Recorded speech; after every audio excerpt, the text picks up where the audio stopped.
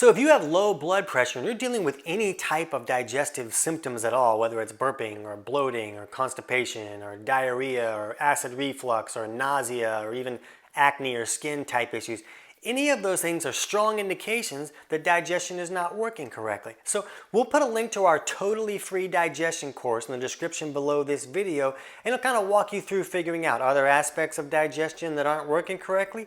And if so, what steps can I take to improve those? Because you really want to improve your ability to get the nutrients out of the food you're eating. That's why you're eating the food. You want the nutrients in that food. Now, digestive malfunctions can also create problems for high blood pressure. When the liver filters out all the junk and toxins and filth out of the body, it puts that filth in our bile. And bile is a soapy substance that the liver makes and then it stores in the gallbladder and it comes down and helps us digest our food correctly. But as this bile is moving through the intestinal tract, it takes all these filth and toxins that the liver filters out and it takes them out the back door when we poop like a champion. So this is the body's main detox strategy. But it's really common today for someone's bile to become too thick and sticky to flow correctly. So now all this filth and junk that the liver's filtering out, it doesn't move because the bile's not moving. So it doesn't go out the back door. So instead of these toxins leaving the body, they get reassimilated and the liver's got to filter it out all over again, and it eventually gets overwhelmed,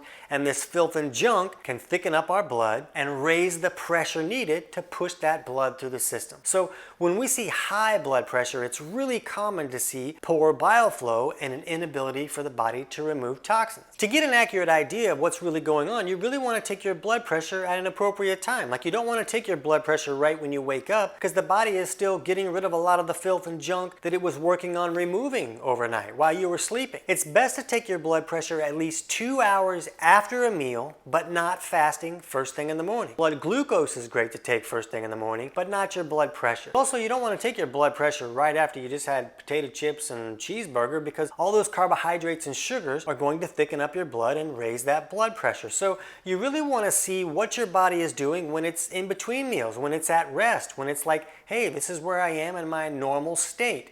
That's when you want to look at your blood pressure to get an idea of, is it too high or is it even too low and causing problems in that direction?